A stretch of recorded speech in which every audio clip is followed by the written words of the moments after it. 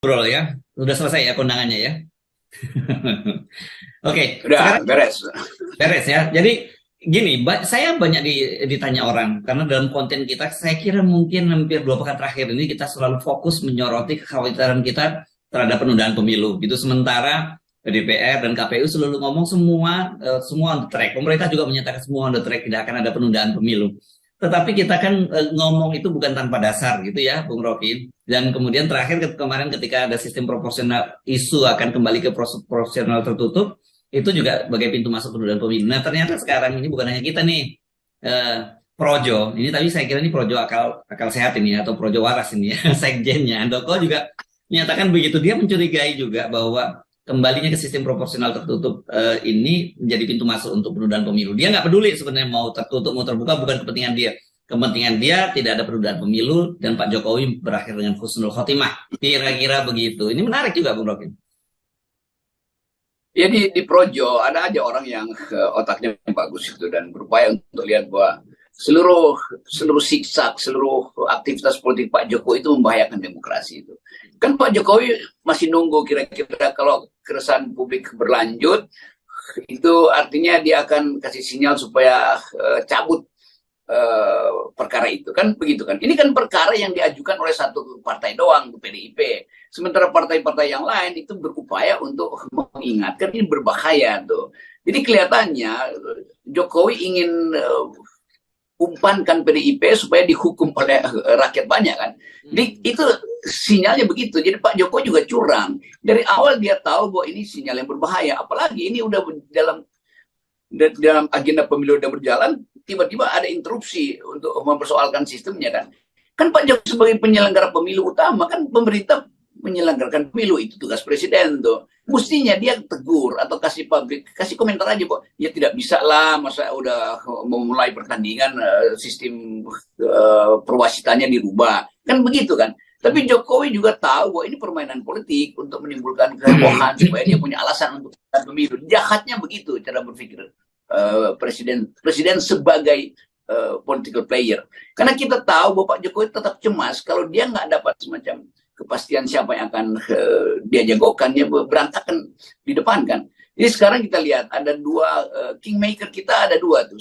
Itu dua-duanya pernah berstatus presiden. Pak Jokowi sebagai presiden yang udah lemdak, dia mau jadi kingmaker. Pak SBY juga ingin jadi kingmaker. Dan Pak SBY lebih masuk akal kalau dia protes gitu. Tetapi persaingan ini kan sebetulnya ada faktor ketiga, itu Ibu Mega atau yang juga adalah bekas presiden. Jadi tiga kingmaker ini, Jokowi mau jadi kingmaker, Megawati mau jadi kingmaker, Pak SBY mau jadi kingmaker.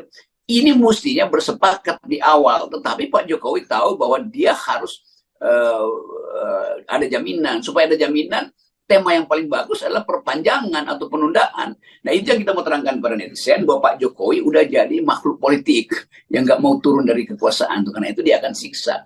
Nah satu waktu mungkin Jokowi menganggap ya udah ini udah ada yang akan nyelamatin saya, maka udahlah nggak usah ribut-ribut soal keputusan MK nanti terbuka. Tetapi tetap kita mengerti kenapa netizen resah. Karena netizen ingin ada percepatan perubahan, bukan penundaan. Nah, materi untuk membicarakan tertutup terbuka ini justru mengganggu proses-proses untuk mempercepat atau memastikan pemilu itu berlangsung. Kira-kira begitu jawaban kita pada teman-teman netizen yang memantau terus di FNN. Mereka memang bingung dari mana pintu masuknya kan buat mereka begitu. Tapi mari kita bedah satu persatu ya. Tadi Anda menyatakan ini ada semacam persaingan atau permainan catur ya, antara tiga orang yang pernah ada dua pernah jadi presiden dan satu yang sekarang masih menjadi presiden dan ingin memperpanjang masa jabatannya, bukan begitu? Yang dua, kita mesti ngomong dengan tegas, yang dua ini konstitusional. Ya, Pak SBY ketika 2 periode dia tidak berusaha untuk memperpanjang masa jabatannya. Ibu Mega meskipun itu kadernya sendiri Pak Jokowi, tapi tetap juga Ibu Mega sangat konstitusional menolak untuk penundaan pemilu dan 3 periode. Kan itu posisinya seperti itu. Dalam hal ini memang soal sistem proporsional tertutup itu kita berbeda dengan Ibu Megawati. Tetapi tidak mengurangi respek kita terhadap Ibu Megawati yang kukuh dengan konstitusional. Kan begitu. Nah ini, saya tadi Anda menyatakan, apakah Ibu Megawati tidak sadar bahwa ini keinginan Ibu Megawati sistem proporsional tertutup itu kemudian dimanfaatkan oleh, ya kalau nggak Pak Jokowi, timnya Pak Jokowi untuk pintu masuk penundaan pemilu. Ya saya kira begitu. Tentu Ibu Mega merasa ia menguntungkan dia sebagai partai. Tapi kalau dihitung Ibu Mega demi apa gitu kan? Itu soalnya tuh. Kalau Pak Jokowi demi penundaan diperlukan semacam alasan pembenar, yaitu ini ada Ya. cekcok soal sistem pemilu, maka ada kerusuhan.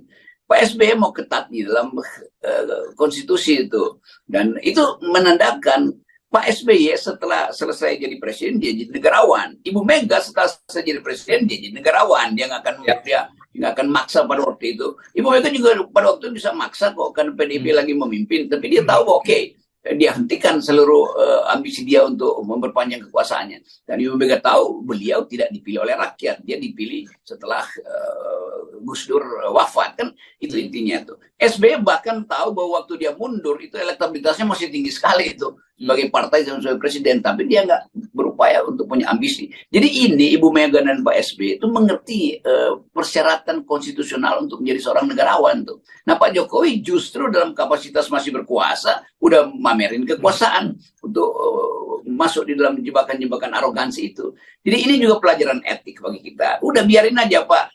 Kan Pak Jokowi bisa bilang, oke, saya tidak akan lagi ikut campur karena saya tahu saya tidak mungkin dipilih kembali itu. Dan saya percaya bahwa presiden yang berikut akan patuh pada semacam tradisi untuk tidak mempersoalkan kebijakan yang diambil oleh presiden sebelumnya. Kan gampang kan?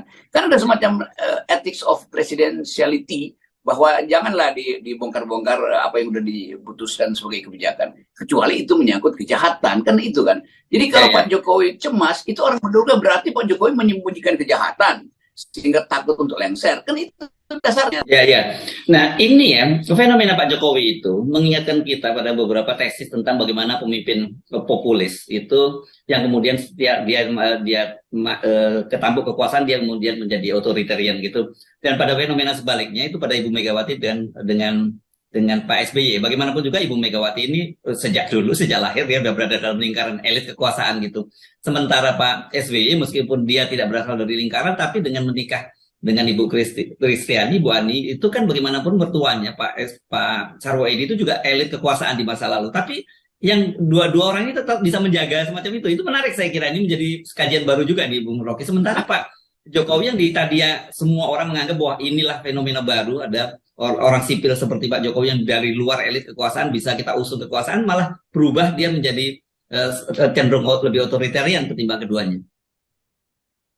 Ya ini bagus ini, harus mengingatkan kita tentang cara kita membaca yang disebut genealogy of power. Ya. Tentu kita paham bahwa kalau seseorang masuk di dalam kompetisi politik, dia pasti mengandalkan aspek-aspek khusus dalam hidupnya. Bu Mega pasti mengandalkan aspek Soekarnoisme. Pak SBY secara tidak langsung mengandalkan oleh Ibu Ani yang adalah anak Edi Prabowo. Sarwo Edi yang punya reputasi. Pak Sarwo Edi yang punya reputasi di dalam peralihan dari Orde Lama ke Orde Baru. Tetapi mereka sebetulnya karena dia elit, dia mengerti bahwa dunia udah berubah, demokrasi harus dituntun dengan kecerdasan. Dia nggak punya lagi ambisi. Beda dengan Pak Jokowi yang justru datang dari wong cilik, kok tiba-tiba punya ambisi memperpanjang. Kan mestinya nggak terjadi itu. Tetapi kita mengerti kenapa Pak Jokowi harus punya ambisi menunda, memperpanjang, bahkan 3 periode masih ada di kepalanya. Karena ada klik bisnis yang harus dia selamatkan kan. Ya, dengan oligarki, dengan mereka yang punya investasi pada Pak Jokowi. Jadi itu pelajaran bagi kita bahwa seseorang yang bahkan datang dari tradisi begitu bertemu dengan kapital, dia harus jadi arogan, lalu dia punya ambisi untuk pamer kekuasaan, lalu dia jadi seolah-olah populis, padahal di belakang populismenya itu ada desain otoritarianisme. Jadi itu betul, kita ingin sebetulnya ada mahasiswa ilmu politik yang bikin disertasi untuk membandingkan tesisnya Hersu tadi, bahwa yang elit justru sadar tentang nilai, yang datang dari rakyat yang seharusnya memberi contoh bahwa dia tumbuh karena dia asuh rakyat, justru menjadi arogan, menjadi ambisius, kan itu. Ya. Tapi kita ini bicara tentang fenomena dan fakta yang ada yang terjadi ya, Bung Rocky. Bukan berarti kemudian kita mendinai bahwa lapisan dari masyarakat kelas bawah nanti kalau enggak kita dianggap pro pada elitis gitu ya, bahwa seharusnya kekuasaan, memang selama ini kan kekuasaan di Republik ini berputar-putar di kalangan para elitis kita saja kan gitu. Ya itu yang kita mau pesankan, bahwa elit harusnya ada di dalam grammar yang lebih mulia lah. Kalau jadi, nah Pak Jokowi kan udah jadi elit sebetulnya, bahkan bergaul dengan sistem politik kita yang diasuh oleh para elit juga. Jadi mestinya Pak Jokowi yang bukan tapa berata tuh untuk mengendalikan ambisinya tuh. Masa SBY yang harus tegur Pak Jokowi bahwa ini berbahaya loh, penundaan pemilu atau sistem tertutup. Masa mesti orang sekelas Cak Imin yang mengingatkan ini dangerous itu. Masa mesti kualitas ketua PAN yang mengingatkan akan ada demo loh Pak Jokowi. Jadi terlihat bahwa Pak Jokowi nggak punya refleksi diri tentang apa artinya memimpin, apa artinya berkuasa. Jadi seharusnya Bung Rocky ya, dalam situasi begini ini kita mengepil Bu Megawati, mesti kita ingat kembali Bu Megawati ini nanggung. Ibu Megawati sudah sejauh ini menjaga konstitusi kita tetap berjalan pada relnya. Kemarin sengaja menarik PPHN dari pembahasan di MPR karena takut kalau kemudian digunakan pintu masuk amandemen untuk perpanjang jabatannya Pak Jokowi. Nah sekarang ini juga ada indikator bahwa apa keinginan Ibu Megawati kembali ke sistem proporsional tertutup juga ditunggangi juga oleh kepentingan untuk tunda pemilu, kan begitu ya Bung Rocky? Saya kira dalam debat hari-hari ini Ibu Mega akhirnya mungkin akan mengerti bahwa ini jebakan buat Ibu Mega juga sebetulnya kan. Jadi sebaiknya PDIP tarik aja itu supaya orang tahu bahwa PDIP paham bahwa yang dia inginkan sebetulnya dimanipulasi oleh Jokowi untuk menimbulkan kerusuhan dan keriuhan. Buktinya udah terjadi, Pak SBY udah bereaksi tuh, Cak Imin udah bereaksi, Zulhas sudah bereaksi. Ya, jadi sebetulnya ini bahaya karena Ibu Mega sendirian, dia akan dikepung oleh 8 partai dan itu yang menunjukkan bahwa proposal Ibu Mega itu akan dimanfaatkan oleh Pak Jokowi untuk mempertentangkan antara Ibu Mega, PDIP dengan 8 partai ini kan. Jadi sebetulnya kerugian akan ada pada Megawati. Dianggap Megawati arogan, dianggap Megawati ingin mengganggu pemilu karena udah persiapan ada, tiba-tiba muncul proposal untuk di Mahkamah Konstitusi. Demikian juga Mahkamah Konstitusi akan legah. Mahkamah Konstitusi kalau kasus itu ditarik. Kan kita bayangkan sekarang kesulitan Mahkamah Konstitusi yang ketuanya adalah besannya Pak Jokowi untuk memutuskan. Dia tahu bahwa situasi politik justru menginginkan terbuka. Tapi kan dia nggak bisa bayangkan itu kalau Ibu Mega masih menekan dan ketua Mahkamah Konstitusi mungkin berpikir, oh ini transaksi antara Megawati dan Jokowi kan. Tanpa dia bisa verifikasi itu. Jadi cara yang paling beradab adalah tarik kasus itu dari Mahkamah Konstitusi supaya selesai. Dan orang balik pada kepercayaan, oke, pemilu akan dilakukan dan akan dilakukan dengan cara terbuka. Itu memang yang diinginkan tuh, supaya kita nggak taruh kucing di depan karung. Oh, oke. Baik, terima kasih Bung Rocky ya. Sampai kita ketemu lagi. Tetap 0%. Ya, 0%.